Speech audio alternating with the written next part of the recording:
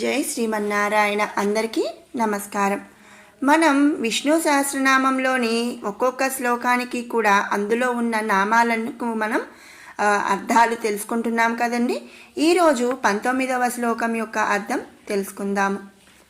మహాబుద్ధిర్మహావీర్యో మహాశక్తిర్మహాద్యుతి అనిర్దేశ్య వపు శ్రీమాన్ అమేయాత్మా మహాద్రిదృక్. మహాబుద్ధి, మరి బుద్ధి అంటే జ్ఞానము. పరమేశ్వరుడు జ్ఞానస్వరూపుడు. సకల విషయములనందు కూడా జ్ఞానము కలిగి ఉంటాడు. సకల జగత్తును తన వశమునందు ఉంచుకుంటాడు. ఎక్కడ ఏ పరిణామము సంభవించినా సరే విశాల నయనములు కలిగిన పరమేశ్వరుడిని దాటిపోదనమాట. అంటే పరమేశ్వరుడి యొక్క కనుచూపు మేరలోనే ఈ సకల జగత్తు కూడా ఉంటుంది అని చెప్పి అర్థం. ఆయన యొక్క కనులు అంత విశాలంగా ఉంటాయి. జగత్తునందు జరుగు సకల కర్మలను కూడా విచారించువాడు కనుకనే మరి మహాబుద్ధి అగుచున్నాడు. అంటే మరి ఆయన కనుచూపు మేరలో ఉంటాయి, మరి ఆయన వశములో ఉంటాయి అన్ని, ఏ పరిణామమైనా సరే. ఆయన మరి ఏ జగత్తునందు ఏమి జరిగినా సరే, ఎలాంటి కర్మ జరిగినా సరే ఆయన విచారించువాడు కనుకనే మరి ఆయన మహాబుద్ధి అయ్యాడనమాట. తర్వాత నామం మహావీర్య. పరమేశ్వరుడు నిరాకారుడు, ఏ విధమైనటువంటి వికారములు లేనివాడు, నిత్యుడు, అలాగే స్థిరమైనవాడు. వికారములు పొందుటకు కారణములు ఉన్నప్పుడు కూడా ఎటువంటి వికారములు పొందనివాడు. అందుచేతనే ఆ స్వామివారు మహావీర్య అని చెప్పి పిలువబడుచున్నాడు. తర్వాత నామం మహాశక్తి. పరంజ్యోతి స్వరూపుడైన పరమాత్ముని ప్రకాశము దివ్యమైనది. అతడు ఇతర ఉపాధులపై ఆధారపడకుండా స్వయం ప్రకాశమును కలిగి ఉన్నాడనమాట. అంటే ఆయనకు ఎవరి యొక్క అవసరము, మరి ఎవరి యొక్క సహాయము అవసరం లేదు. ఆయనే ఏ పనైనా సరే స్వయంగా చేయగలడు. అలాగే ఆయనే స్వయంగా ప్రకాశం అనేది కలిగి ఉంటాడు. మరి ఇప్పుడు మనం ఉన్నామనుకోండి, మరి మార్నింగ్ మనం బయటికి వెళ్తే సూర్యుని యొక్క సహాయంతో మనం వెలుగుననేది చూడగలుగుతున్నాం. మరి నైట్ టైము మరి మనం లైట్లు అవి వేసుకుంటున్నాం, దీపాల కాంతిలో మనం ఉంటున్నాము. కానీ పరమాత్మ మాత్రం స్వయంగా ప్రకాశం అనేది కలిగి ఉన్నాడట. అనేక వేల కోట్ల సూర్యుడి యొక్క కాంతి పరమాత్మ తేజస్సు ముందు అనేక వేల కోట్ల చంద్రుల యొక్క చల్లదనము కూడా ఆ పరమాత్మని యొక్క చల్లదనం ముందు చిన్నబోతూ ఉంటాయట. అంటే ఏంటి అంటే మరి మనం ఒక సూర్యుడి యొక్క కాంతికి మనం చూస్తున్నాము, మనం కనిపించడమైన, మరి చీకట్లో మనం కనిపించలేం కదండి.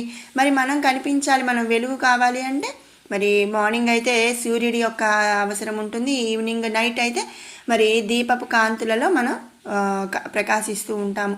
కానీ ఇక్కడ ఏంటంటే కొన్ని వేల కోట్ల సూర్యుడి యొక్క కాంతి కూడా ఆయన తేజస్సు ముందు చిన్నబోతాదట. అలాగే మరి చంద్రులు, కొన్ని వేల కోట్ల చంద్రుల యొక్క చల్లదనం కూడా ఆ పరమాత్మ యొక్క చల్లదనం ముందు చిన్నబోతూ ఉంటాయట. దేహమునకు చైతన్యము ఇచ్చినది ఆత్మ. ఆత్మ అంటే పరమాత్మ. పరమాత్మ స్వరూపము అదే ఈ సమస్త జగత్తునందు కూడా మహాశక్తివంతమైనది. మరి మనిషి వెళ్ళలేని దగ్గరికి కూడా మరి ఆత్మ వెళ్తుంది అంటారు. ఆత్మ అంటే పరమాత్మే కదండి. మరి ఎక్కడికైనా ఏ పనైనా అంటే ఎలా అయినా మరి వెళ్ళగలిగింది కాబట్టి మరి మహాశక్తివంతమైనది పరమాత్మ స్వరూపము. పరమాత్మ స్వరూపుడగు శ్రీమన్నారాయణుడే మహాశక్తివంతుడు అన్నమాట.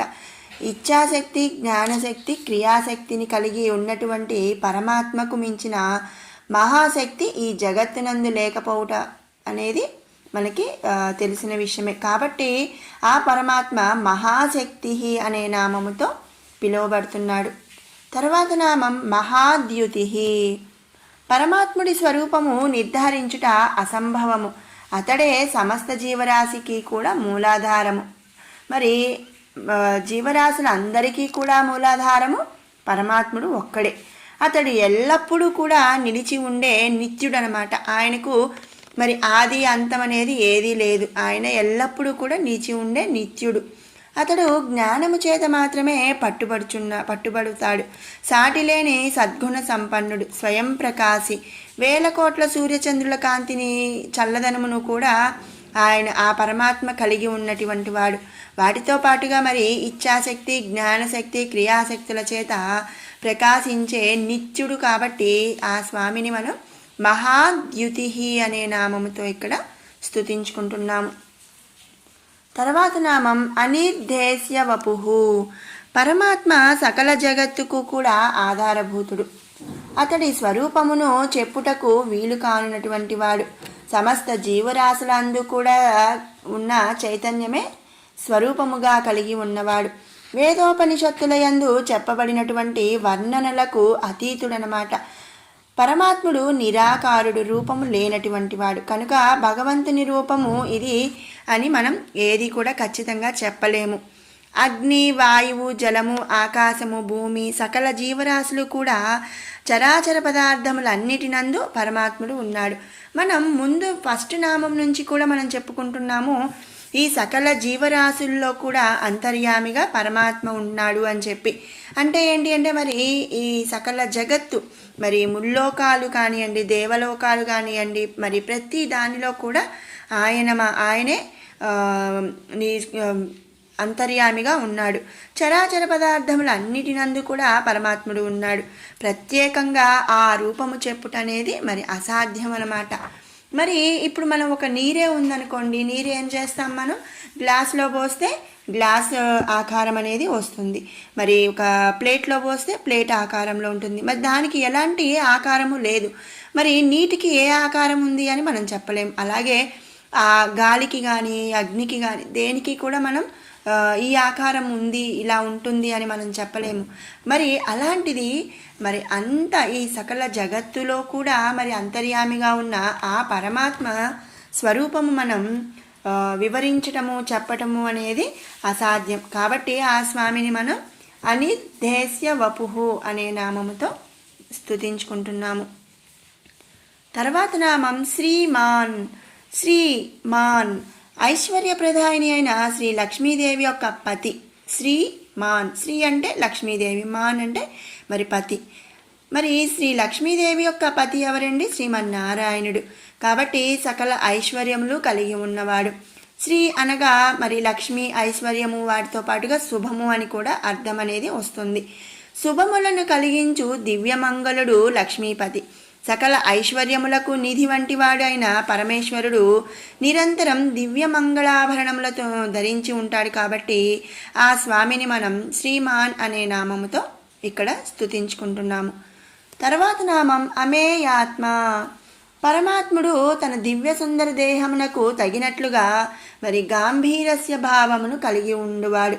పరమాత్మ స్వరూపము దేశకాలమాన పరిచ్ఛేదనముల చేత చెప్పదగినది కాదు. ప్రాపంచిక వస్తువులు, ఘన ద్రవ్య పరిమాణముల చేత చెప్పగలిగినది కాదు. కానీ పరమాత్ముడిని కొలుచుటకు ఏ విధమైన ఆధారము లేవు. మరి ఏంటి అంటే ఇప్పుడు మనం ఘనం ద్రవ్యం, మనం ఏంటంటే ఏదైనా ఒక వస్తువుని మనకు కనిపించే వస్తువుని మనం కొలవటానికి, అంటే చెప్పడానికి, పరిమాణం అనేది చెప్పడానికి చిన్నదిగా ఉంది, మరి కిలో ఉంది, లేకపోతే మరి పావు కిలో ఉంది, రౌండ్గా ఉంది, మరి ఇట్లా మనం ఒక పరిమాణముల చేత చెప్పగలిగి ఉంటాయి ప్రాపంచిక వస్తువులు అనేవి. అయితే ఈ పరమాత్ముడిని కొలుచుటకు ఏ విధమైన ఆధారము లేదు. సర్వమందు వ్యాపించి ఉండువాడు కనుక మరి అతడే అమేయాత్మ అనే నామముతో ఇక్కడ స్తుతించబడుతున్నాడు.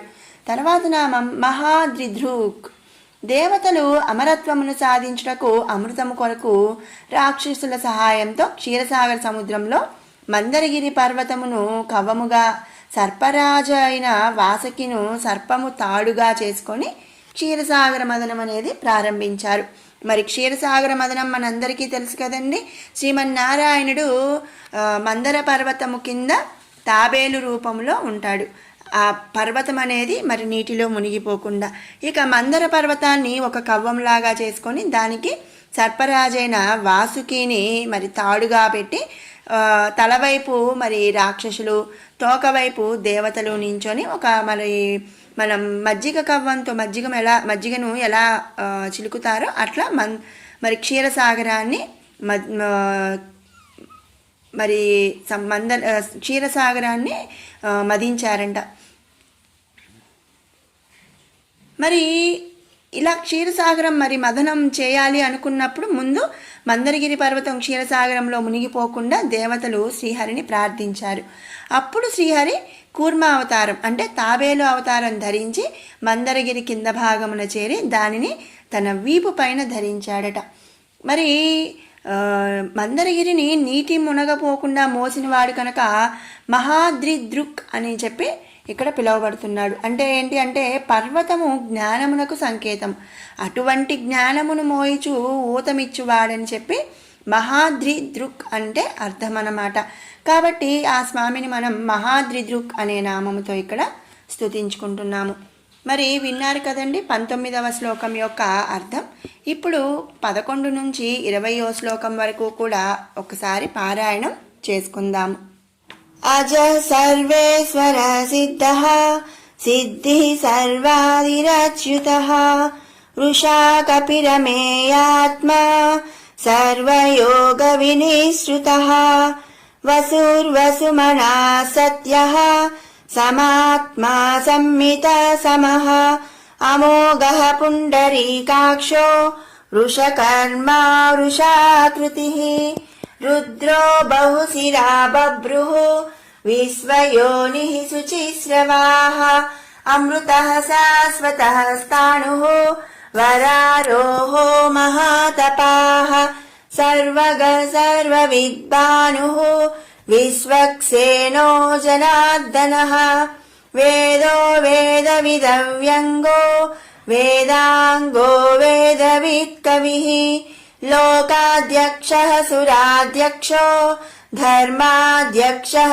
కృతాకృతః చతురాత్మా చతుర్వ్యూహః చతుర్ధంశ్చతుర్భుజः బ్రాజిష్ణుర్భోజనం భోక్తా సహిష్ణుర్జగదాదిజः అనఘో విజయో జేత విశ్వయోనిః పునర్వసుః ఉపేంద్రో భావనః ప్రాంశుః అమోఘః శుచిరూర్జితः అతీంద్రః సంగ్రహः సర్గో ధృతాత్మా నియమో యమః వేద్యో వైద్య సదా యోగి వీరః మాధవో మధుః అతీంద్రియో మహామాయో మహోత్సాహో మహాబలః మహాబుద్ధిర్మహావీర్యో మహాశక్తిర్మహాద్యుతిః అనిర్దేశ్య వపుః శ్రీమాన్ అమేయాత్మా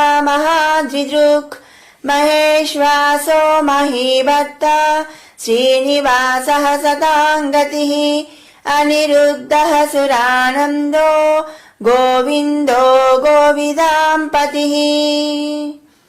మరొకసారి మనం తెలుసుకుందామండి.